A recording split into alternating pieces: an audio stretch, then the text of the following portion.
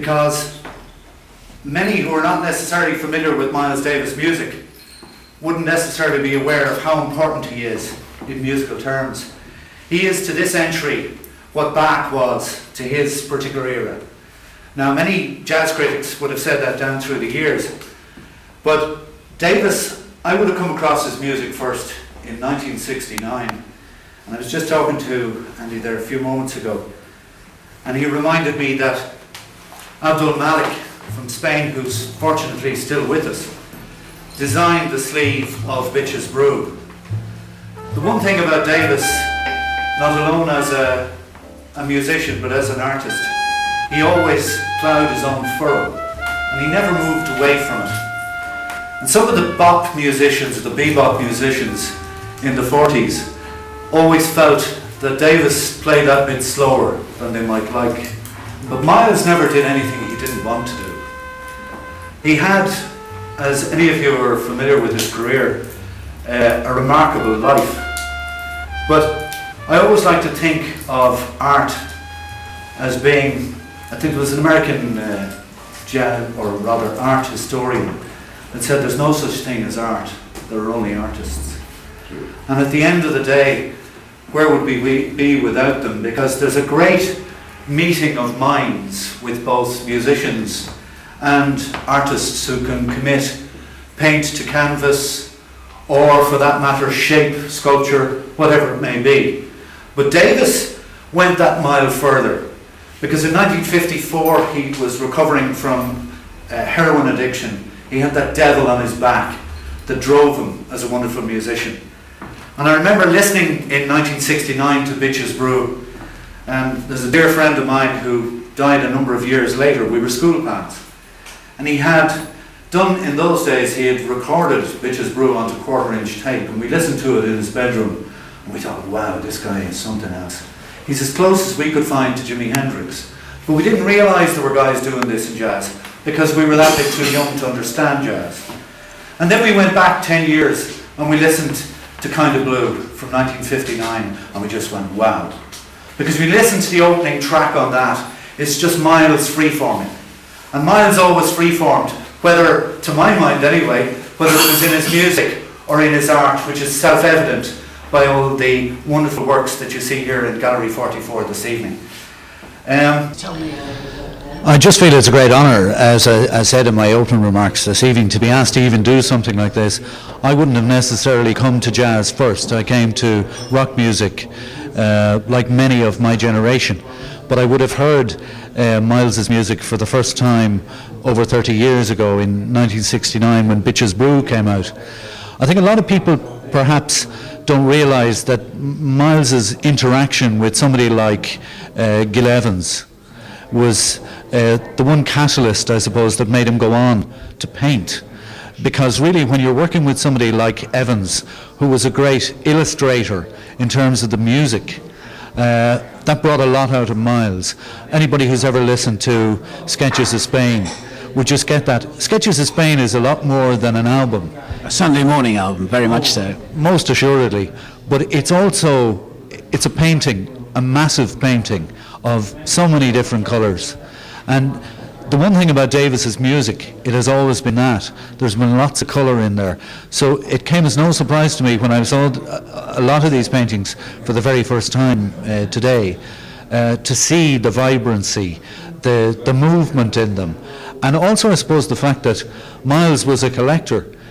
Before he began painting himself, he was collecting, he would have collected Magritte, and he's influenced by Magritte anyway, but he also had a Kandinsky, that kind of stuff. So whilst he ploughed his own furrow in terms of what he did musically, he's also obviously done it in terms of the way he paints and the way he draws.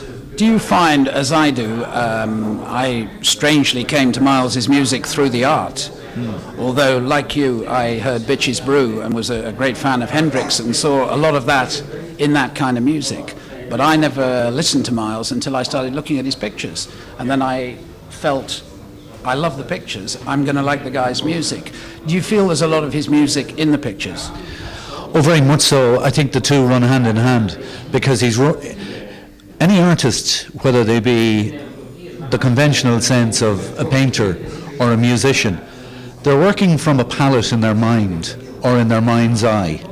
So at the end of the day, it's a form of expression.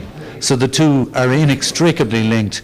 In Miles's case, they're exciting, they're dramatic, they're everything his music was. But do you find, like I have, that my great heroes were influenced by Miles? I now listen to their music with a completely different ear, having listened to Miles. I suddenly realized just how much he influenced them. And then I look back into these pictures, and I can see Hendrix in the pictures. I can see the Grateful Dead. I can see Jerry Garcia in the pictures. It's all, the symphonies are there almost, and that's what I find. The work is symphonic. There are movements through it. There's a riff. Have you noticed the riff that works? The word. The riff is the word, I think, all right. It's like any great guitar player. Most people don't understand, or perhaps wouldn't have the insight into the trumpet as a lead instrument. But because of Davis's background, because he was from a middle-class family, his father was a dentist, so he was extremely lucky that as a 13-year-old he got a present of a trumpet, and he took off from there. But as you say, he had that riff. He passed that riff on like a baton to the great marathon runners of jazz, people like Hancock. I mean, Herbie Hancock would acknowledge that he owes a great debt of gratitude to Davis. But other players who played around Davis, like Adderley, Cannonball Adderley, like John Coltrane, any of those guys, certainly would have been moved by his playing, because at times there's almost a heavenly quality, without wanting to get spiritual about this. But quite frankly, if you get a musician who's that talented and who has that depth of feeling, they can take you places that most music can't. Do you feel like me that he's rather abrogated a lot of the rules? He's saying, this is me, take it. Oh, yeah. I'm not following any rules. Nobody tells me how to draw. Nobody tells me how to paint.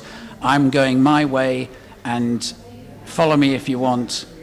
Well, he's not trying to say, I'm trying to please you. He's trying to say, this is my art. Accept it. If you can't accept it, too bad. I think that's a mark of a great artist, both as a musician and as a painter. As an individual, to stay with exactly what they want to do. And there's a certain irony. As I was walking down the street to the gallery this evening, I noticed that they've restored, there's a plaque to the late great Rory Gallagher. Great guitarist. Gallagher, not going off the subject, but Gallagher in his own right ploughed that furrow. And Gallagher also painted and drew. Now, that I didn't know. But his work has never been seen. Hopefully at some point in the future his work may well be seen. But to come back to Miles, I mean, you look at faces and then you see faces within faces. Again, it's the riff thing. There's a simplicity to what he does, but it's such a difficult thing to make something look that simple. And yet at times he's got layer upon layer upon layer. There's a lovely flow to what he does. I feel what we got here is, so often you have musicians who paint. I can think of many, but it would be invidious of me to name them, but we're talking celebrity art. I myself feel with Miles that this work stands without it being Miles Davis, trumpeter extraordinaire. If you took away the trumpet, as I said before, you would still have the paintbrush. He is a very, very good artist. His work is powerful without knowing that he's the greatest jazz trumpeter who ever lived. And I think that is an important fact for people to bear in mind. That we're not talking here a famous footballer who's good at golf. We're talking a guy who was, in my opinion, top of the tree in two fields. Do you feel that? I would agree. I mean, he's a great painter. There's no question about that. But I wouldn't be qualified to kind of speak from a painting perspective. But I think, as I said earlier, one of the things I feel that we can all judge paintings. We can all judge music. Hey, come on! Anyone starts with Hendrix can judge anything. But if it touches your soul, if it moves you, if it moves your spirit, that's the essence of it. And Davis did that on all those levels, no question. And I think when you look at this, anyone could say, maybe I don't like it, maybe I don't understand it, but nobody could say the guy couldn't paint, couldn't draw. No, the essence of Davis at the end of the day is he's a man who expresses himself and expressed himself. And somebody asked me last night, they knew I was doing this evening, and they said, when did he die? And I was rooted to the spot because I could not remember when Miles Davis died. But he hasn't, has he? No, but what I found peculiar, my response was a lot of years more than I actually thought it was. And then it suddenly dawned on me, a few hours later, he only passed away in 1991. That's what I say. He hasn't actually died. He may have gone, but Miles Davis is alive to us all, because we only have to look around, we only have to use our ears, and Miles is still there. So to say he's died is a bit premature. But he also had a huge influence on music in Britain. People like Ian Carr, people like Mayall. John Mayall would have been a fan of what he was doing. Clapton was a fan of what Miles Davis was at. Carlos Santana was a guy who was into what Davis was at. I think Carlos Santana was introduced to Abdul Malik through the work that Malik did for Bitches Brew when he did that record sleeve. He did the Santana covers. So there are so many. I suppose if you delve into the career of somebody with the kind of opus, the magnificent work that he had, particularly from a recorded point of view, there are so many tangents then that go off that. But he's left a considerable legacy. To my mind, he is certainly in the top 5 of the great artists of the 20th century. Oh, come on, let's call it 3. Oh, top 3, yeah, why not? Both in music and in art. Wonderful, thanks a lot.